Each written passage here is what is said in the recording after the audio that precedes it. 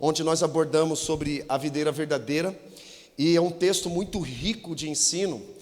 Nós vamos ler a partir do versículo 11 ao 17, e ali Jesus está falando sobre algo de sermos servos. Entretanto, ele tem uma promoção para nós. Então, se você puder escrever o nome dessa mensagem, você pode colocar aí servos e amigos, que é uma mensagem poderosíssima. Amém? João 15, verso 11 ao 17, a palavra de Deus vai dizer assim: tenho dito estas palavras para que a minha alegria esteja em vocês, e a alegria de vocês seja completa. O meu mandamento é este: ame uns aos outros como eu os amei. Ninguém tem maior amor do que aquele que dá a própria vida pelos seus amigos. Vocês são meus amigos, se fizerem o que eu ordeno. Já não os chamo servos, porque o servo não sabe o que faz o Senhor. Em vez disso, eu os tenho chamado amigos, porque tudo que ouvi do meu Pai, tornei conhecido a vocês. Vocês não me escolheram, mas eu escolhi e designei, para que vocês vão e deem fruto, um fruto que permaneça, a fim de que o Pai dê a vocês o que pedirem em meu nome. Este é o meu mandamento a vocês: amem uns aos outros. Coloca a mão no teu coração, fecha os teus olhos, vamos orar. Senhor, nós te agradecemos mais uma vez nesta manhã. Obrigado, Jesus, pela tua palavra, que é espírito de vida. Obrigado, Senhor, por nos ensinar verdades do Evangelho que tem transformado a nossa vida todos os dias. E à medida que nós nos entregamos ao poder do Evangelho, nós somos transformados de glória em glória. Ó Senhor, muito obrigado por esta manhã. Obrigado pelo teu Espírito neste lugar, Senhor. Nós não limitamos, Senhor, a quantidade, mas a qualidade que o Senhor tem nos dado, que é a unção do teu Espírito. Nós não nos limitamos à estrutura física, nós não nos limitamos às condições financeiras, porque o Senhor é o Deus da prata e do ouro. O Senhor, onde a tua presença está, é manifestada, e nós queremos, Deus, nesta manhã, estarmos focados em tua presença e em tua palavra, Senhor. Tire de nós toda e qualquer distração que venha tentar roubar a palavra que está sendo semeada em nosso coração, Senhor, para que a água do teu Espírito Santo venha germinar essas sementes e que elas possam brotar e dar muitos frutos, que esse é o nosso chamado, Senhor. Em nome de Jesus, amém e amém. Bom, no domingo passado a gente falou sobre a videira verdadeira, e Jesus ele diz que eu sou a videira verdadeira e vocês são os ramos. E todo ramo que não der fruto, ele poda e corta. E nós vimos que a poda são as provações de Deus em nossa vida. E a gente tem que aprender a lidar com essa poda, porque a poda ela é benéfica. Deu o exemplo das plantas, da maçã-mambaia, por exemplo, ela precisa de mais águas, ao contrário de um cacto, é uma gotinha de água a cada 15 dias.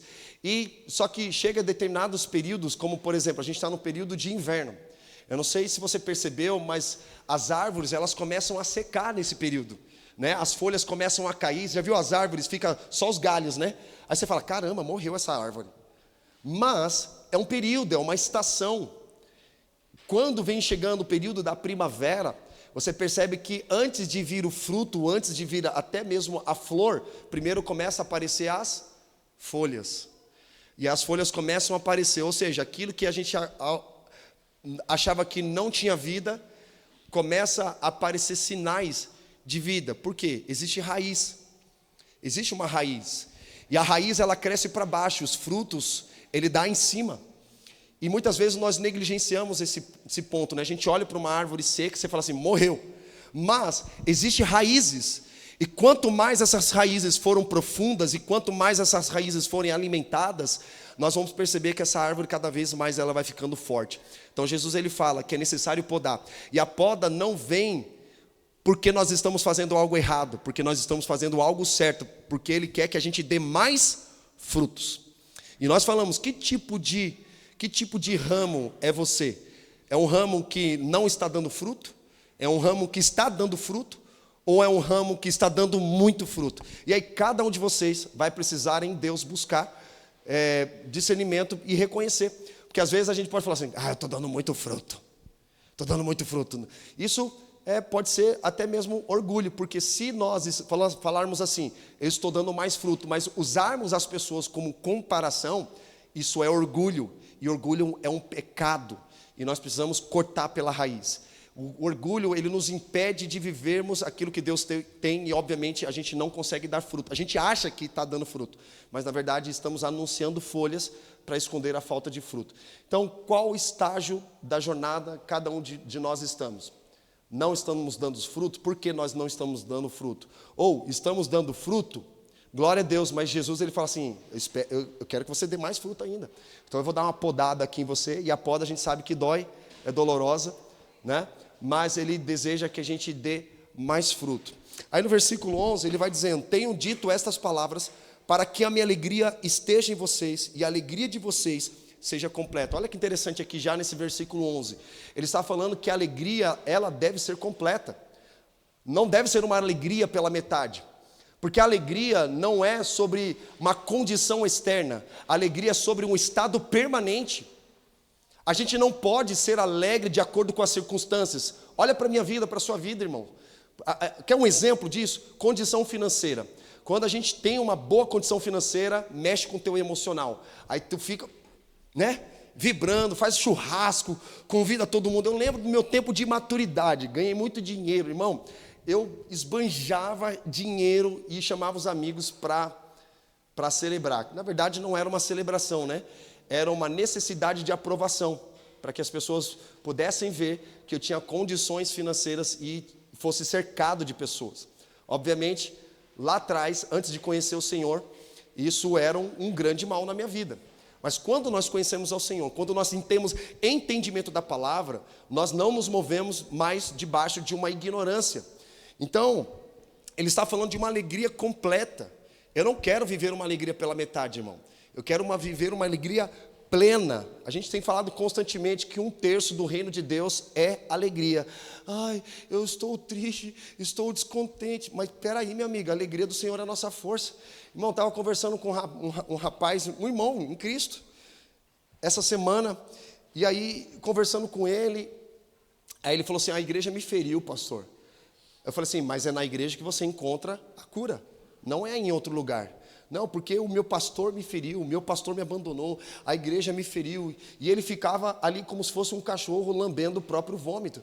Eu falei, cara, quem é a pessoa que você mais admira na igreja? Aí ele respondeu, pastor Ademar de Campos. Falei, peraí. Aí peguei na hora, como a gente tem acesso, né? Tirei um print, falei, pastorzão, esse rapaz aqui, ele admira muito o senhor, ele está passando por uma fase difícil, o senhor pode orar por ele? E o pastor Ademar mandou 4 vídeos, não foi 1, 4 vídeos. Aí eu mandei para ele, falei assim, agora se você não se arrumar, meu, só Jesus descer na terra. Eu falei para ele, quantos anos você tem? Ah, pastor, eu tenho 35 anos. Quantos anos de caminhada você tem?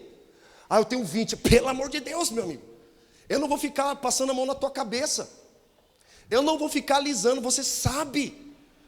Para com isso, cara. Você está parecendo uma criança abandonada. Não é nem uma criança imatura como os meus filhos, mas é uma criança abandonada, cara. 35 anos de idade, um marmanjão desse com barba na cara, tendo esse tipo de comportamento. Irmãos, não dá, tem situações que a gente olha, se a gente não for firme, a gente não leva o cara a viver o que Deus tem para ele. Como um pai, a gente precisa ser viril também. A gente falou isso no discipulado de homens, não foi? Pegando 1 Reis, capítulo 2, verso 2. Davi instruindo Salomão, dizendo, seja forte, mas também seja homem. Homem na virilidade, de ficar, você tem 35 anos, já um homem barbudo, tendo esse tipo de comportamento, não tem como, cara. É inaceitável no reino de Deus. Amém, irmãos? É inaceitável. Então, como pai, obviamente eu não tenho autoridade sobre ele, porque eu não sou pastor dele e também não sou discipulador dele. Mas a gente não pode olhar para uma situação como essa e fazer vista grossa. O cara está ali perdido, desorientado da vida, mas tem que dar um chacoalhão. Um chacoalhão. Eu falei assim, agora, pelo amor de Deus, o pastor Ademar de Campos orou por você, cara. Se você não se arrepender agora, só Jesus descer na terra.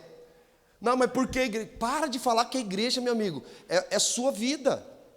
As pessoas estão vivendo a vida delas. E você vai ficar até quando nesse estado? E aí estou acompanhando ali, né? Mas A alegria não depende de uma circunstância externa. A alegria do Senhor é a nossa força e é uma promessa de Deus sobre nós. Aí o versículo 12, ele vai dizendo assim: o meu mandamento é este: ame uns aos outros como eu vos amei. O padrão de amor aqui da Bíblia não é o nosso amor, mas é o amor de Cristo. E o amor de Cristo, ele é santo e justo, irmão. E ele fala assim: o meu mandamento é este: amem uns aos outros como eu vos amei. E quando fala de amor, não é para nós fazermos acepção de pessoas. Esse amor de Jesus, ele é um amor imensurável, ele é um amor que não faz acepção de pessoas. E a gente falou já diversas vezes aqui na comunidade, não é um amor igual ao do mundo, que todo mundo fala, né? Deus é amor, tudo é um amor, mas o amor que a Bíblia se refere é um amor ágape, é um amor santo, é um amor justo, é um amor que ele repreende, porque um pai, ele repreende o filho que ele ama. Deus, ele disciplina a gente.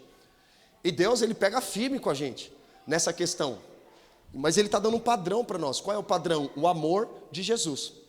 E o amor de Jesus, ele é imensurável. Ele não ama de acordo com as circunstâncias e muito menos com o sentimento. Ele diz: amem uns aos outros como eu vos amei. Ou seja, um padrão de amor que eu e você precisamos viver é o amor de Jesus. No versículo 13 ele vai dizendo: ninguém tem maior amor do que aquele que dá a própria vida pelos seus amigos. Você é capaz de dar a tua vida por um amigo? Responde com verdade dentro de você. Se você ver um amigo em uma circunstância bem complicada, difícil, você seria capaz de morrer no lugar dela? É difícil. É uma resposta difícil. É simples, mas ao mesmo tempo ela é muito complexa, ela é um dilema. Eu lembro uma vez que John Piper, ele falou uma coisa que me chamou muita atenção. Ele simulou uma situação, eu falei, meu Deus, que essa situação nunca aconteça, que a gente não tenha que tomar essa decisão. Mas ele falou o seguinte: imagine sua esposa e seus filhos num barco, só que o barco começa a afundar. Entretanto, você só tem uma única decisão: ou salva a esposa ou salva os filhos. Qual decisão você tomaria? Aí a gente pensa, alguns responderiam: salvaria os meus filhos, outros responderiam: salvaria a minha esposa. E ele respondeu o seguinte: numa situação como essa, você precisaria salvar a tua esposa e não os teus filhos. E é uma resposta difícil. Imagina, num momento rápido, você tem que decidir rápido. Eu falei: Deus, que eu não passe por isso jamais na minha vida. Mas conjecturando, imaginando esse dilema todo, ele falou: a tua esposa. Por quê? Ele está falando de um padrão de amor, de amizade também. Porque dentro de uma construção familiar, a esposa ou o cônjuge, tanto o marido como a esposa, devem ser os melhores amigos dentro da relação. Amém? Não é um amiguinho da igreja, não é um amiguinho o colega do trabalho, não é um colega, enfim, do ambiente educacional, mas é a própria esposa. Mas ele está falando aqui: ninguém tem amor maior do que aquele que dá a própria vida pelos seus amigos. E vamos lá, gente, sabemos que Jesus deu a vida por nós. Isso mostra que nós não precisamos morrer da forma como Jesus morreu para nos salvar, para provar que Ele realmente é o nosso amigo. Não é verdade? A Bíblia chama Ele de primogênito, né? De muitos filhos, ou seja, Ele é um irmão mais velho, mas também Ele é o amigo que deu a sua vida para nos salvar. Que amor é esse, irmão? É um amor imensurável, é um amor santo, que Deus morreu a nossa morte para nos dar uma vida eterna, mas também morreu por gente tranqueira como eu e você, que não vale nada. E ainda assim Ele chama a gente de amigo. Lembra Judas, que traiu Jesus com um beijo no rosto? E aí Jesus fala assim: com um beijo me traíste, meu amigo. Olha só. E o próprio Jesus morreu também por Judas, pelo traidor. Então a gente vê uma capacidade sobrenatural de Jesus de amar pessoas insignificantes como Judas e eu e você. No versículo 15 ele vai dizendo: já não os chamo de servos. Ou melhor, versículo 14: vocês são meus amigos, se fizerem o que eu ordeno. Olha aqui, Olha que ponto importante aqui. Agora a gente vai trabalhar mais a parte de construção prática. Então nós vemos aqui que existem amigos mais chegados que irmãos, como diz Provérbios. Eu tenho um irmão do meio que não é o meu amigo, a gente não compartilha intimidade, eu não tenho acesso ao coração dele. Mas o meu irmão mais velho eu tenho mais acesso. A gente tem construído esse lugar de amizade, além de ser um irmão de sangue. Porque, como Provérbios diz que existem mais amigos do que irmãos, lembra de Jonatas e Davi? Sabe quem era o herdeiro do trono depois de Saul? Era Jonatas, não era Davi. Olha que interessante isso. E sabe o que Jonatas faz? Jonatas, ele reconhece que Davi tinha a unção de Deus, que mesmo ele sendo o herdeiro do trono de Saul, ele reconhece a unção que Davi tinha sobre ele. É como se ele dissesse assim: cara, eu não quero ser rei, Davi, você é o escolhido de Deus. E eles eram amigos, tanto é que alguns corrompem as escrituras, falando que eles tinham um amor estranho, meio que homoafetivo, que é uma grande mentira. Dentro da cultura deles, beijar no rosto é sinal de amizade. Irmão, se você for lá nas Arábia da vida e você vê os judeus se cumprimentando, os homens se cumprimentam com um beijo no rosto. É um sinal de respeito. Não é um sinal de homoafetividade. O pessoal fica inventando história, querendo fazer malabarismo com as escrituras, querendo justificar o injustificável. Mas ali a gente vê claramente que Jonatas, ele tinha uma amizade verdadeira com Davi. A verdadeira. Tanto é que o pai desejava a morte de Davi, e Jonatas se colocava ali dizendo: não, pai, ele é escolhido.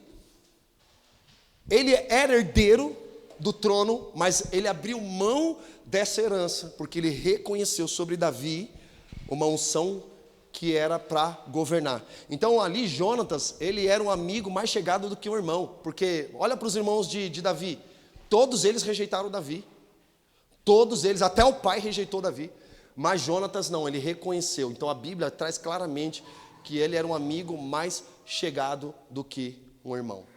Porque fala de relacionamento, fala de vulnerabilidade. Se dentro de um relacionamento, de uma amizade, não existe vulnerabilidade, é porque não existe uma amizade. Existe talvez o interesse em alguma parte, mas se não houver vulnerabilidade, se não houver transparência, não existe amizade. Porque a amizade, ela precisa ter verdades. E nos dias de hoje, irmão, os relacionamentos, eles são muito líquidos, né? Os relacionamentos são muitas vezes baseados em interesses e não em verdadeiras amizades. Tem gente que tem dificuldade de fazer amizade. E tem aqueles que são mais conectados, é o perfil de cada um. Mas aqui Jesus ele fala claramente, no versículo 15, versículo 14, vocês são meus amigos. Jesus chamando os caras assim, vocês são meus amigos. Olha para o perfil dos caras.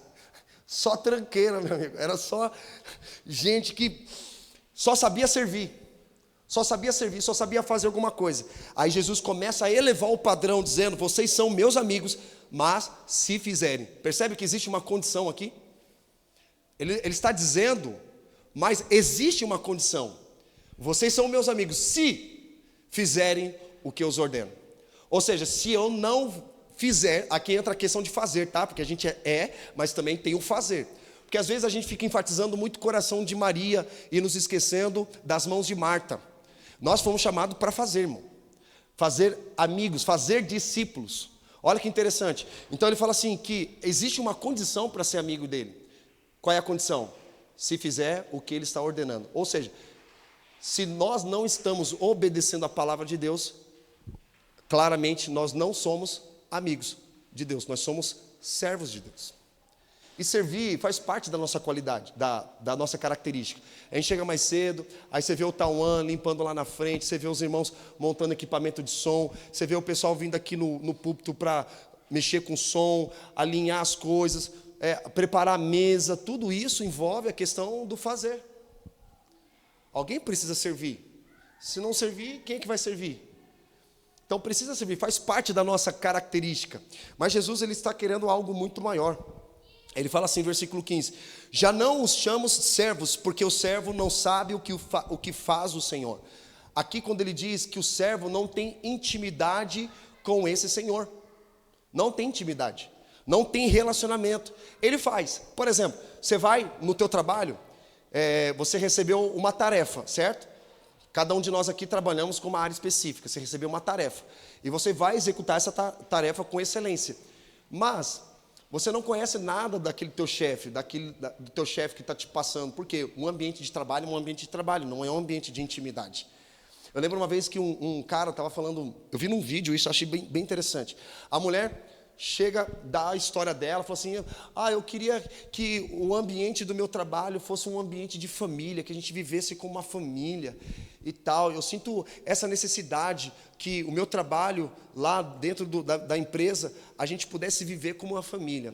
Aí o rapaz, ele fez uma pergunta muito chave. Por isso que o mundo não é feito de boas respostas. O mundo é feito de boas perguntas. Perguntou assim para ela, você mora com quem? Ela, eu e os meus filhos. Está faltando mais alguém? Ela, não. Você é casada? Não. Você já foi casada? Sim. Aí ele discerniu na hora, irmão, porque ela queria viver num ambiente de empresa aquilo que ela não tinha em casa. Aí sabe o que ele falou para ela? Falou assim, olha, o que você quer uma família, porque você tem uma necessidade de uma família, mas o ambiente de empresa, de trabalho, o gestor ele quer resultado. Ele não quer saber se você tem uma família ou não. Ele quer resultado. E você precisa dar esse resultado, porque eles trabalham com caixa. E se alguém contrata você, ele quer que você dê lucro, não dê prejuízo para ele. E se você começar a dar prejuízo, ele vai te mandar embora, porque você está sendo uma despesa, não está sendo um investimento. Então você quer viver dentro de um ambiente empresarial aquilo que você não tem conseguido viver em casa. E aí, cara, achei interessante essa resposta dele, porque realmente, irmão, um ambiente de empresa, ele não é um ambiente familiar, não é um ambiente onde as pessoas estão conectadas com relacionamentos verdadeiros. Elas foram contratadas para trabalhar e dar lucro para a empresa. Agora, quando a gente traz isso para um ambiente eclesiástico de igreja, igreja não é empresa. Igreja, ela é uma família. E quando alguém fala assim, eu fico preocupado quando alguém fala assim, eu estou mudando de igreja. Mas peraí, e se muda de igreja? Porque igreja é uma família. Eu vou mudar de família? Você não muda de família. Eu não posso falar assim para minha esposa, então, eu cansei dessa família, dessa família. Eu vou para outra família agora. Talvez lá eu vou me adaptar até eu encontrar uma família que seja de acordo com os meus gostos, de acordo com os meus interesses, de acordo com que exista uma compatibilidade de interesses. Né? Quando chegaram aqui o Hugo e a Flávia, eles começaram a falar de rock, falou Dogwood, falei, cara, essa é do underground mesmo, meu. Porque alguém que conhece Dogwood lá do underground do cristão, do rock eu ia falar rock católico, rock cristão, aí eu me identifiquei, mas assim, eu não posso me relacionar com eles por interesses de afinidade. Senão, meu amigo, eu faria acepção de pessoas. Sabe qual é o sonho nosso? Onde a gente construa uma igreja de todo tipo de gente. Eu falei para eles que eu conheço uns caras que eles são de uma igreja de roqueiro chamada Crash Church. Eu andava nos underground também dentro da igreja, que tinha uma igreja lá na Barra Funda chamada Casa de Zadok, que era onde só os roqueiros doidos mesmo, só os roqueiros doidos, assim, uma turma muito maluca da cabeça, né? Uma turma que havia se convertido, né? E estava frequentando a Zadok. Só que assim, você só vai encontrar aquele tipo de gente. Aí eles mudaram de espaço, foram acho que lá para o Ipiranga. Aí você vai ver os caras, o louvor é rock e todo mundo de preto com coturno. Para mim não faz sentido, porque senão é uma igreja tribal. É um gueto. É um gueto, é um grupo de pessoas. Se houver alguém diferente dela, ela não vai conseguir se relacionar. Porque ela quer se relacionar com pessoas que têm compatibilidade ministerial, compatibilidade de interesses. Você gosta de rock? Eu também gosto, então eu vou ficar aqui. Você gosta de skate? Eu gosto, vou ficar por aqui. Você gosta de surf? Eu gosto, vou ficar por aqui. Igreja não é um gueto, igreja ela é uma família, formada por pessoas diferentes, de todos os tipos. Tem gente que gosta de ficção, tem gente que gosta de dorama, tem gente que gosta de... menos de funk, pelo amor de Deus, gente. Funk não, pelo amor de Deus. Está repreendido. Em nome de Jesus, essa caça de demônios só sai por intermédio de jejum e oração. Pelo amor de Deus.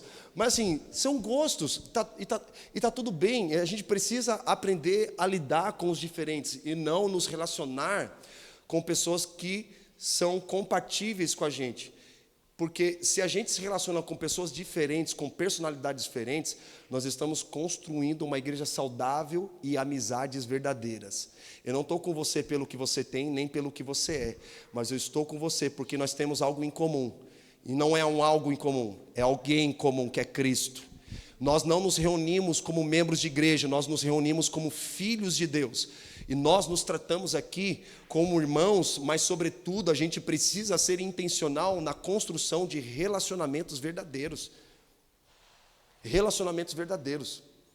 Independente dos gostos, independente dos interesses, a gente precisa se relacionar por alguém em comum, que é Cristo. Eu os tenho chamado amigos, porque tudo que eu vi do meu Pai tornei conhecido a vocês. Quem gosta de promoção aqui? Eu amo promoção, irmãos. Eu amo promoção. Mulherada gosta de promoção, principalmente dentro do shopping, né? Quando anunciam aqueles negócios. Eu nem tenho instalado o aplicativo da Shopee, desses aí, porque, meu amigo do céu, a gente fica perdido ali. A gente começa a comprar coisa que a gente nem precisa, porque vai vendo umas pichinchas, né? Uns negocinhos baratinhos, quando tem aquele valor com o sublinhado no meio, assim, um descontão bom, rapaz, o caminho para minha casa, você passa no Esquimó Sorvetes.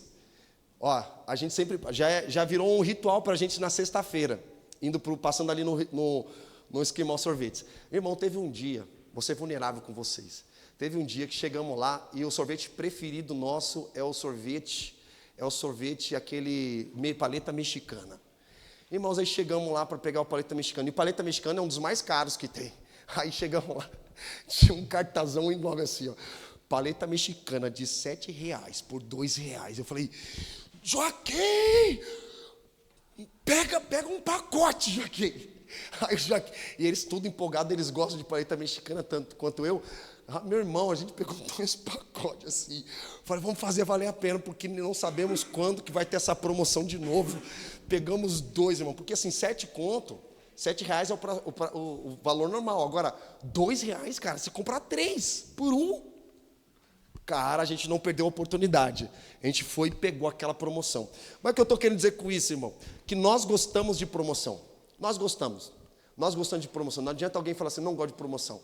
Alguns gostam de promoção no preço, outros gostam de promoção no trabalho. Conversando com o Alan, por exemplo, o Alan falou uma vez assim, pastor, eu fui promovido. Falei, glória a Deus, cara. Mas por que você foi promovido? Porque provavelmente o patrão viu nele seriedade, viu excelência naquilo que ele faz. Eu lembro uma vez, irmãos, que eu estava trabalhando no Credit Card Hall, numa empresa de entretenimento, e aí eu descobri que tinha um cara que fazia a mesma função que eu, mas ele estava ganhando mais do que eu. Aí eu fiquei brabo. Aí eu fui até minha gestora, eu falei assim, me explica, por que fulano está ganhando mais do que eu? Aí ela foi lá no RH, né, para ver. Ela foi lá, conversou com o pessoal do RH, aí voltou e falou assim, Robert, ele ganha o mesmo que você. Eu falei, não é possível. Eu não tenho um carro, o cara está com um carro, o cara vem com um carro para o trabalho, um carro bom, não é possível. Ele está ganhando mais do que eu, faz a mesma coisa que eu. Eu comecei a ter essas neuroses na cabeça, porque eu comecei a ver que ele tinha uma certa posse que eu não tinha, então eu julguei na minha cabeça que ele estava ganhando mais do que eu. Mas aí depois eu fui perceber que aquele funcionário, ele era excelente naquilo que ele estava fazendo. E ele não recebeu um valor maior do que o meu, mas havia algo ali que ele se destacava, e obviamente reconheceram isso sobre ele, ele foi promovido, e eu não fui promovido. Aí veio aquela ciumeira, né? Comparação, porque ele é melhor do que eu, o que ele faz que eu não faço? E aí a comparação, ela vai gerar competitividade. Irmãos, o segredo para você ser promovido no seu ambiente de trabalho é você fazer o seu trabalho com excelência. Independente do que o outro esteja fazendo ou deixando de fazer, faça o seu. Paulo vai nos ensinar a gente fazer como se nós estivéssemos fazendo para o Senhor. Você vai querer entregar de qualquer jeito para Deus? A expressão, né? Não faça nas coisas. E olha, se a gente for Nutella diante de Jesus, a gente espana com muita facilidade. Sabe o que ele fala? Servos inúteis, vocês não fazem mais do que a obrigação de vocês. O que é ser o nosso serviço tem que se tornar inútil, irmão.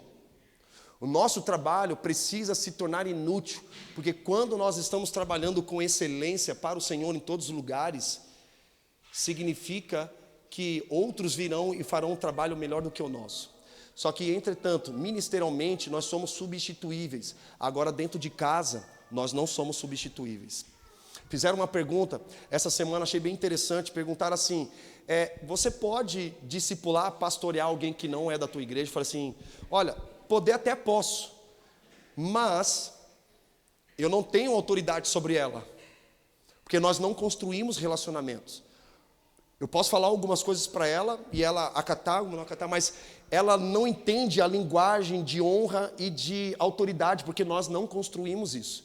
Até posso discipular, pastorear, mas agora, imagina alguém sendo pai no meu lugar. Imagina alguém sendo marido no meu lugar. Então eu não posso cuidar de um filho que não é meu. Eu não posso ser marido de uma esposa que não é a minha. Vocês estão entendendo isso, gente? Porque isso vem através de relacionamento. A construção que eu tenho dentro do meu ambiente familiar é uma construção com eles que não é uma construção apenas de pai e filho, mas também de uma amizade. Eu preciso construir com os meus filhos uma vulnerabilidade, uma transparência, uma confiança, que eles podem falar para a gente o que eles estão sentindo. Vou falar até um pouquinho mais baixo aqui. O Joaquim está apaixonado. E ele veio conversar com a gente, falando, pai, eu estou apaixonado, mas eu não posso falar para a menina, porque se eu falar, a escola inteira vai ficar sabendo. E sabe, eu não sei como chama, não sei se é amor platônico, alguém fala assim, eu estou amando, mas ela não sabe. Cara, já foi assim também quando era criança. Quem nunca foi, né? Eu estou gostando da fulana, mas ela não pode saber. E o Joaquim, ele é muito cuidadoso, a gente é muito cuidadoso com o Joaquim na questão emocional. A gente ensina ele a lidar com as emoções, porque ele é mais aflorado. Ele parece mais quietinho ali, mas quando dá um pico, tem que regular as emoções dele. A gente está regulando as emoções da Elis, por exemplo. Então, assim, eu preciso criar um ambiente saudável para que eles possam falar essas coisas, sabe? Que ele não veja um julgamento, que ele não sinta um peso. Não vou falar para o meu pai, que senão meu pai vai me julgar, meu pai vai me repreender. Eu falei para ele, glória a Deus, Joaquim, você está apaixonado, filho, isso é maravilhoso. Mas ao mesmo tempo é doloroso. Quando não há correspondência, né? A gente sofre internamente ali, né? Mas a gente precisa ensiná-los, né? A lidar com essas paixões ali deles. Porque eles falam isso por conta da construção que nós temos com eles. Agora, na vida adulta, irmãos, a gente precisa também ter esse coração. Esse coração de, por exemplo, eu chego para ele, quando eu preciso, dar aquela repreendida, né, eles torcem um pouquinho, vem aquele, quando você vai engolir a saliva, vem seco, é até difícil de descer, porque não é fácil a gente ser repreendido, mas a repreensão, ela nos corrige, nos alinha. Vocês lembram que eu falei lá tempo atrás, nos primórdios, falando sobre os 5 degraus da sabedoria? O primeiro é o temor ao Senhor.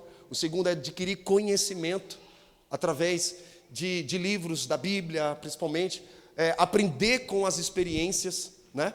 Extrair experiências, andar com sábios. E por último, o mais difícil, que é aceitar e amar a repreensão.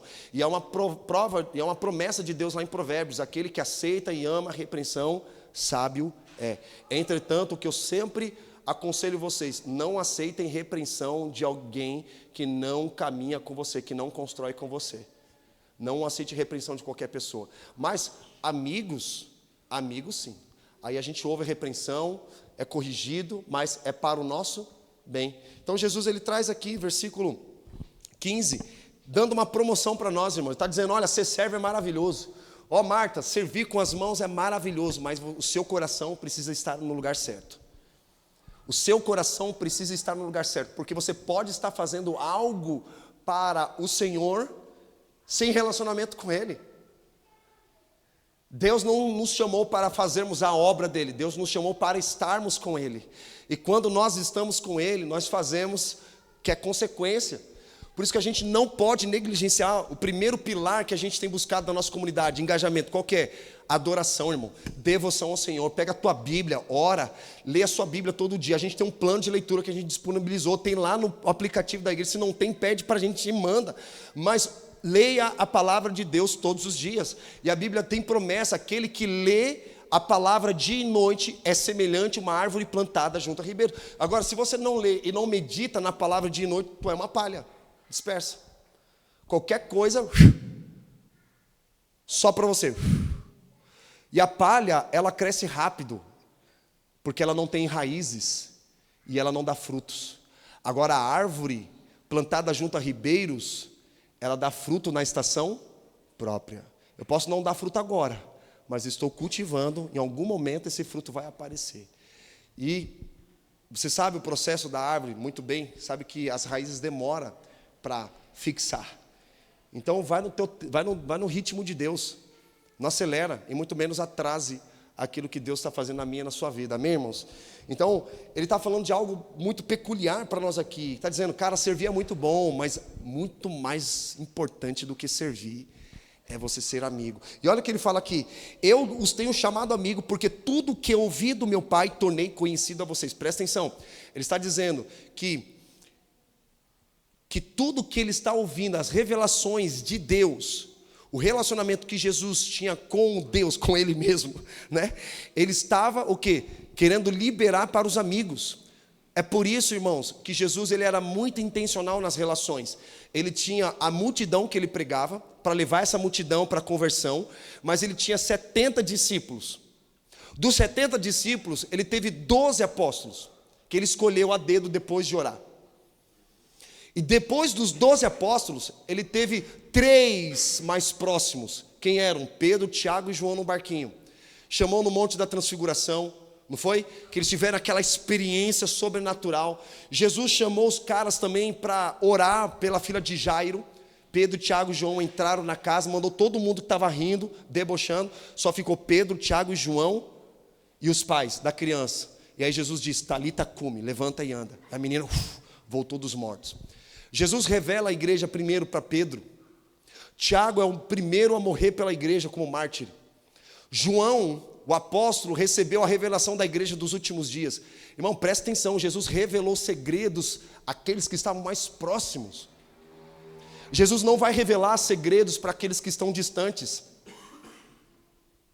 É por isso que Salmos vai dizer que Deus revela os seus segredos aos que o temem. Então, muito mais importante do que servir, irmão, que é maravilhoso, faz parte do nosso DNA, nós precisamos ser intencionais na construção de uma amizade verdadeira.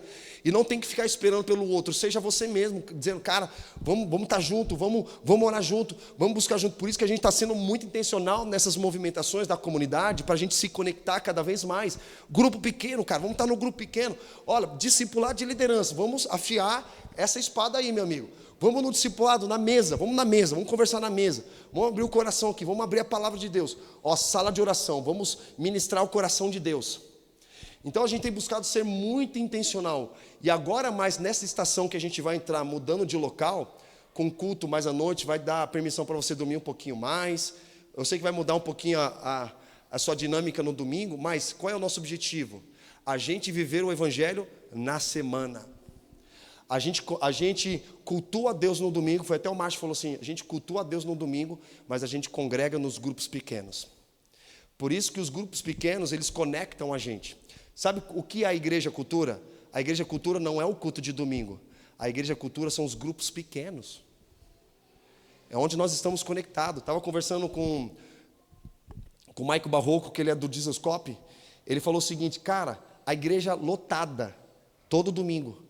Mas 90% só vem por conta do hype, só por conta do Douglas. Eles não têm vínculo com a igreja, eles não têm relacionamento com a igreja. Aí sabe o que decidimos fazer? Nós começamos a focar nos grupos pequenos, e tem um domingo no mês que a gente não faz culto no prédio, a gente faz culto dentro do grupo pequeno. E no grupo pequeno a gente mede de fato o tamanho da igreja. 10% do que vocês veem realmente é a igreja, 90% é tudo gente que está vindo pelo hype. Não tem vínculo com a igreja. E isso tem sido um movimento cada vez mais comum no nosso meio. E quando eu comecei a ver, por exemplo, um Instagram de uma igreja super famosa, que cheia de estrutura, e os caras colocaram roda gigante, só falta colocar montanha-russa. Eu falei, meu Deus, cara, os caras estão perdendo a mão. Não é isso que faz igreja. Não é isso ser igreja, irmão. Eu gostaria que a nossa comunidade, cada um de nós aqui, tivéssemos esse compromisso e responsabilidade de nós ofertarmos financeiramente, chegar junto, sabe? Eu conheço histórias, já vi que gente que vinha no culto, entregava tudo a Deus, colocava até o tênis e ia embora descalço para casa. Pessoas desprendidas, porque acreditam no avanço da igreja. Mas chega um ponto, irmão, que a gente não pode também perder a mão, sabe? Gostaríamos de ter mais recurso financeiro para a gente poder fazer mais. Que a igreja inteira se movesse nisso. Mas a gente não pode perder a mão e falar assim, vamos fazer uma roda gigante. Cara, pelo amor de Deus, meu amigo. Que mané roda gigante o quê, cara? O povo precisa de Jesus, não precisa de roda gigante, não. O povo precisa de palavra de Deus. Vocês sabem muito bem que quando nós trazemos um alimento sólido, não precisamos colocar cerca para as ovelhas. Não precisamos. Eu não temo, já falei várias vezes e repito, não preciso proibir vocês de ir à igreja. Não preciso. Não precisamos disso. Não tem cerca nessa igreja. Mas nós temos alimento, relacionamento, devoção a Deus, relacionamento com os irmãos e evangelização pessoal no dia a dia. O nosso evangelismo, que é o terceiro pilar da nossa comunidade, ele é pessoal. As pessoas precisam ver Jesus em você. No seu falar, no seu comportamento, a gente fala constantemente na liderança. Precisamos sustentar na prática aquilo que nós estamos verbalizando. Precisamos viver de verdade. Vai custar, gente. Vai custar o nosso tempo, vai custar o nosso tesouro, vai custar os nossos talentos. Vai custar. Eu estava lá na sexta-feira à noite e falei assim, a gente está investindo tempo aqui, porque eu deixei os meus filhos pequenos em casa, trouxe o Theo, mas eu estou aqui porque eu quero investir esse tempo com vocês. Porque imagina, irmão, fala assim, vamos orar, mas eu não oro. Vamos jejuar, mas eu não jejuo. Vamos ler a Bíblia, irmãos, mas eu não leio a Bíblia. Não tem autoridade nenhuma.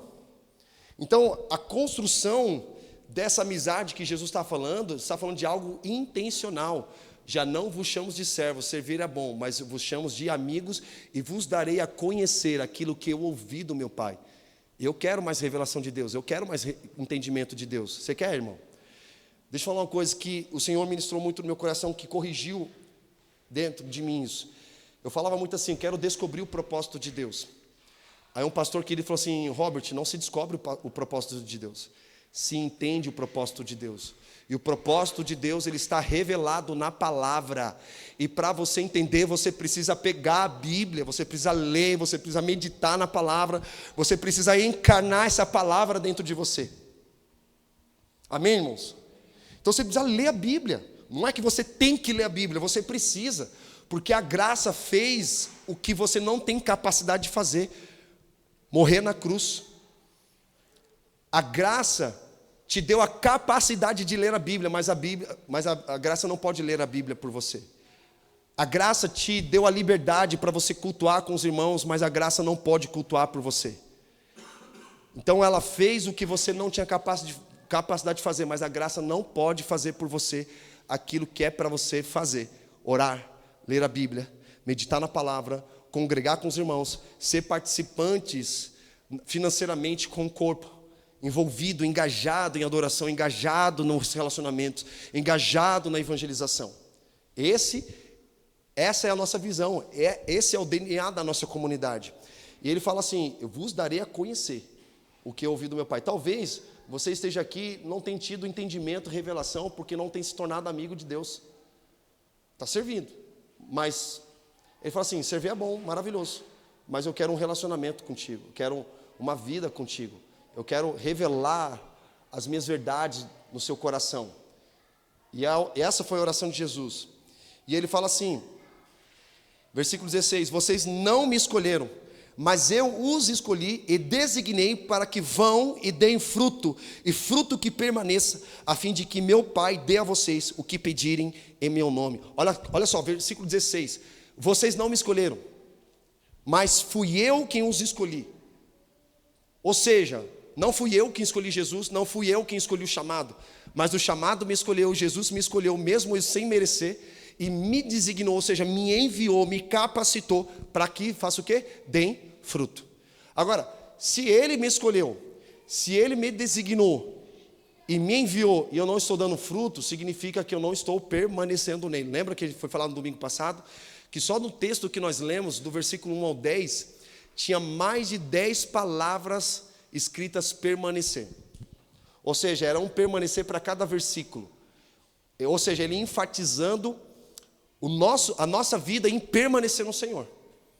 Se você estando em mim não der fruto, é necessário podar. E se você não permanecer em mim, eu também não permanecerei em vós. Mas se permanecer em mim, eu permanecerei em vocês, e tudo que pedirem em meu nome, eu vos concederei. Relacionamento, a gente saberá exatamente o que orar, pelo que orar. Porque nós aprendemos a conhecer o coração de Deus. E quando nós conhecemos o coração de Deus, nós sabemos exatamente pelo que pedir. Senhor, eu peço isso. Senhor, eu peço aquilo. E a promessa dele é: tudo que pedirem em meu nome, eu vos concederei. Jesus não é um garçom para nos conceder, nos dar tudo aquilo que nós estamos pedindo. Ele não é o Aladim da lâmpada, né? No folclore aí que você esfrega, dá uma oferta, dá aquela esfregadinha, aparece o Aladim e fala assim: você tem 3 pedidos. Aí você faz os 3 pedidos. E você já viu o Aladim? Todos os pedidos estão relacionados a dinheiro, né? A riquezas. E Jesus não é o gênio da lâmpada. Jesus é o Messias. Jesus é o Cristo, o Cordeiro de Deus que tira o pecado do mundo. E aí ele fala assim: para que vocês deem fruto. Irmão, a gente falou sobre o fruto no ano passado, mas vale a pena a gente reforçar.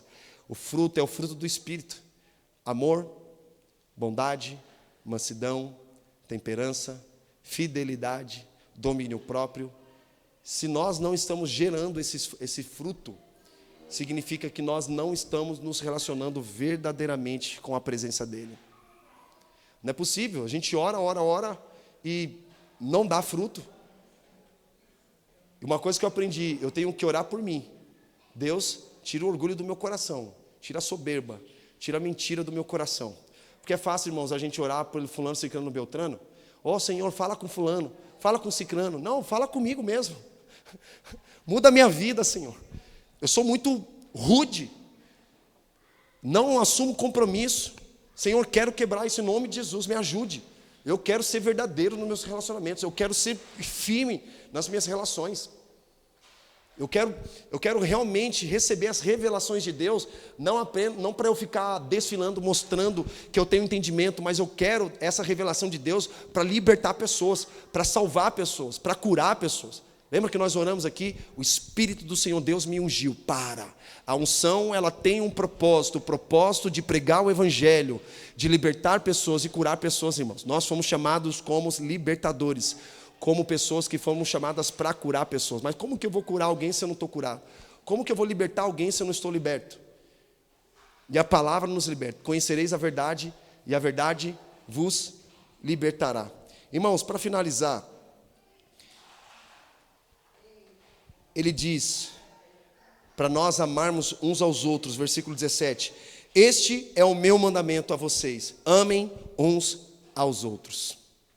Olha que interessante isso. Não é uma sugestão, é um mandamento.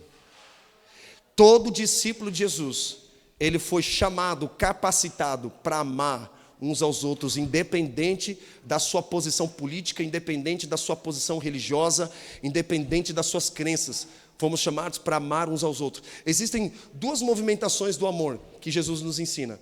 Um novo mandamento vos dou: amai uns aos outros como eu vos amei, e amar o próximo como a si mesmo. Presta atenção. Como nós iremos amar o próximo diferente de nós, se nós não estamos amando uns aos outros? Quando ele fala uns aos outros, é o segundo pilar da nossa comunidade, que é o relacionamento entre os cristãos.